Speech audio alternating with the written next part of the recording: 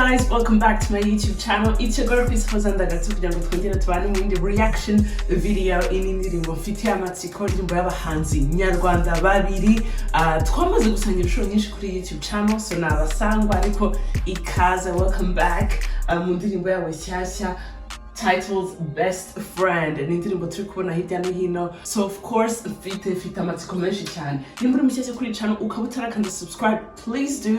Hano dusangira indirimbo zitandukanye zo mu karere k'iwacu, byose biterwa of course n'indirimbo mwasabye kurusha izindi. Nkomeza kubashishikariza cyane abanyarwandakazi mushiremo ingufu mu kunsaba indirimbo mwifuza kubona kuri YouTube channel, kuko izasabwa kurusha izindi nizo mfatira umwanya, kuko ibyifuzo ari byinshi. Kandi si reaction videos gusa, basangiza podcast, bandi kumwe na Abe my fiance, basangiza n'izindi video nyinshi zitandukanye, si hano gusa kuri YouTube no kuri Instagram, Snapchat, TikTok, Facebook. Wankurikira tukabana gatanu kuri gatanu. Studio, are you guys ready? Oh my god, Best Friend by Bwiza featuring the Ben Twagi.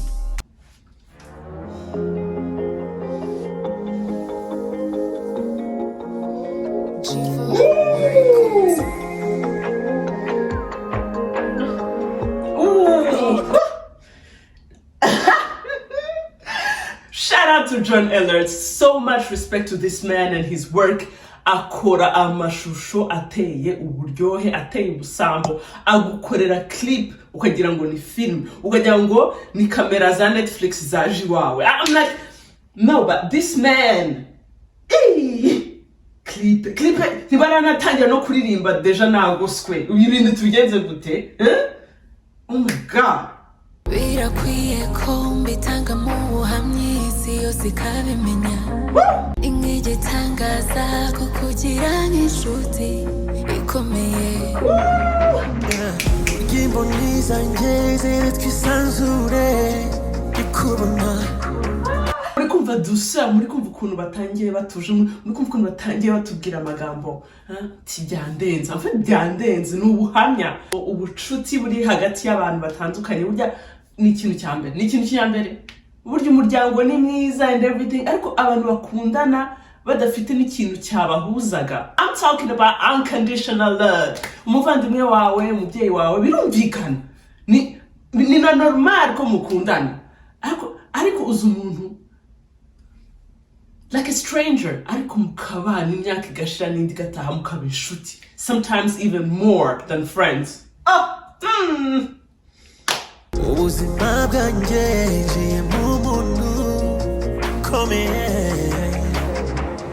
You're my best friend, you're my close friend, you're my soulmate, it's just you're my best friend. Kunyambarire imico barasa neza. Mana yanjye, nothing to say. I'm telling you, indirimbo iri kuri channel ya Bwiza. Shout out to my girl Bwiza. No, ari mu kazi.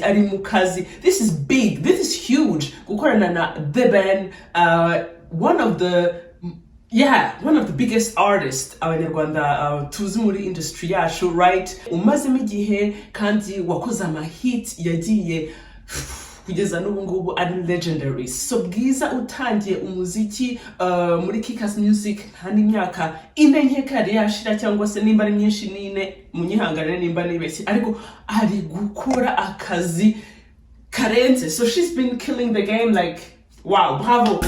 You're my soul, it's just your best friend.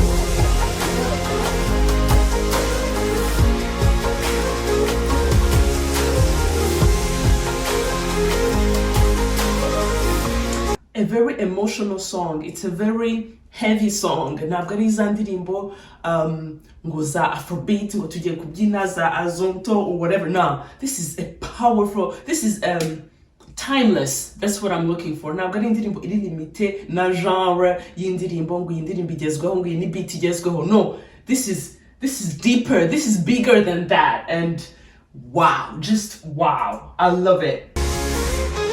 Urimbaro so ibyishimo ni wowe nziri yabiseko suko nakwiyeguriye niko kuri mpagazeho. ukuntu kandi umwe atari gutinda umwe ari kuririmba undi akahita amwikiriza love akugarira ubutore ukayobora mu buranga bw'ibyo bintu zikaba oh yes girl uri impano y'Imana kandi you know it's not boring, you know, it's like a conversation bari kuganira bari ils échangent entre eux, you know what I'm saying.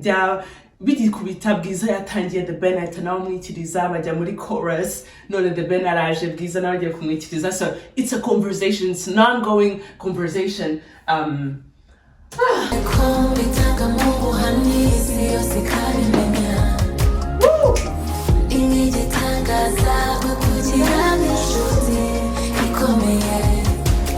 Nimba nawe hari umuntu ufite ababwira aya magambo nturare utabivuze nturindire nimba ufite inshuti umuntu wabaye kubaye hafi umuvandimwe umubyeyi, any type of appreciation umuntu vraiment uvuga uti uyu muntu yambaye hafi ujye ufata umwanya rimwe na rimwe vraiment umushimire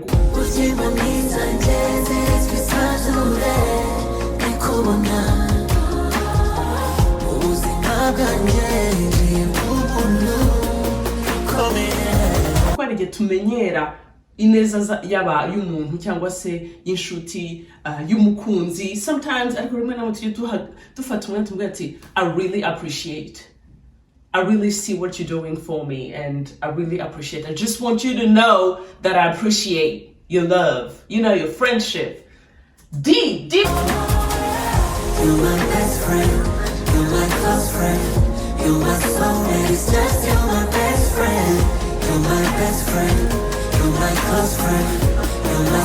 Wow, mumbwire ukuntu mwebwe indirimbo mwayakiriye, mumbwire ukuntu muri kuyenjoyinga, ese ko ndumva indirimbo yagera ku bantu bose kuri relationships zose zitandukanye, ntitugiye kureba gusa ku bakundanye ku basheri shushu, no, it's bigger. Indumva yajya ku bavandimwe, ku muryango, ku nshuti magara, ni indirimbo abantu bose yazamo ukareba wa muntu uwakubaye hafi, kuko ntabwo harimo amagambo atuma uyiklasa wishyira muri kategori runaka, no, ni indirimbo y'ubucuti bwose aho buva bukagera, sibyo? Wow.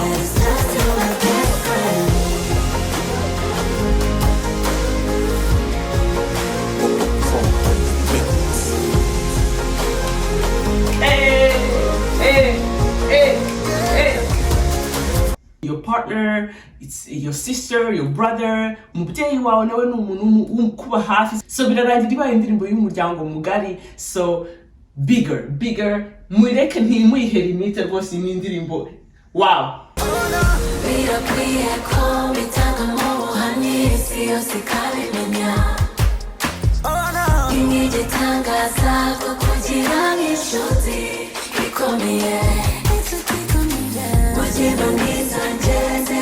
You guys know ukuntu nkunda iyo amajwi abaye menshi kugira ngo ni korari. This is big. Ibintu ni ibintu nkunda, noneho bikaryoha, noneho live. Iyi ndirimbo umunsi bazajya kuririmba live, muzabyumva ibyo ndi kuvuga, murabizi already bamwe na bamwe of course, ariko biguha ubushake bwo kuririmba. Lyrics ndava hano nyimenye ku nshuro ya mbere numvise indirimbo like for real.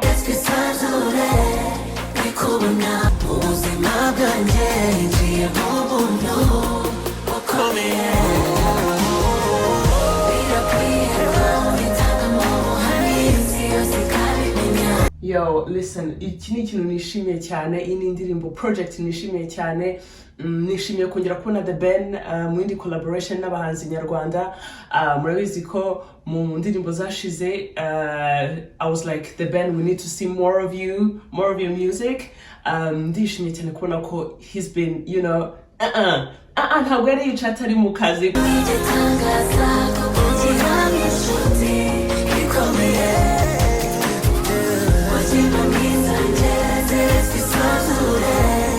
Kuko you know hari igihe ugira impression niko twabaye abantu, hari igihe ugira impression ariko se nta karirimbo ariko uri kubona abahanzi ntibicara, abanza bari mu gikoni bari gudutekera.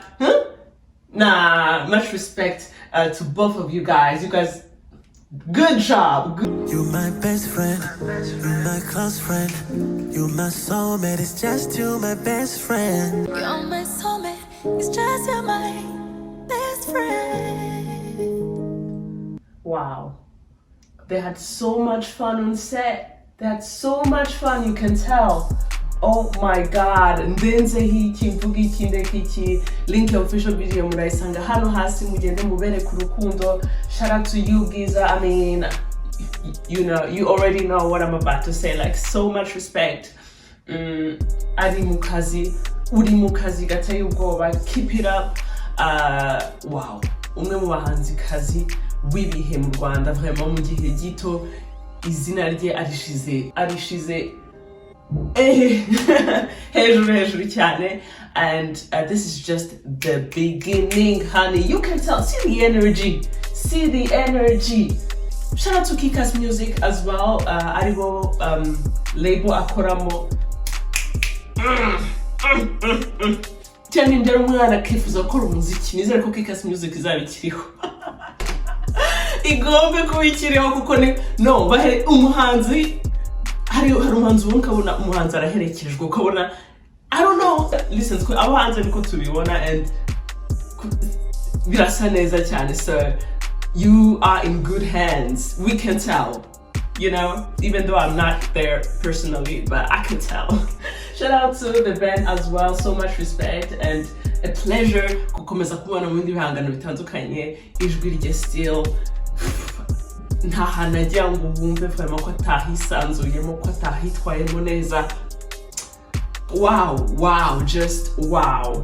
Reka ndikavuga amagambo menshi kuko biri kurangira nisubiramo mugende namwe mwereke indirimbo urukundo tuyigeze kuri miliyoni kuko nyirebye igeze mu 600,000 by'ama views. Tugende tuyizamura ariko si ibyo mbingingira, iyi ni indirimbo vraiment ni hit. Okay, murakoze cyane kandi ntimujye kure, tukomeze tubane yaba hano no kuzindi mbuga nkoranyambaga. Ndabakunda cyane kandi ntimwibagirwe gusiga ibindi byifuzo by'indirimbo mwifuza banyarwanda namwe banyarwandakazi.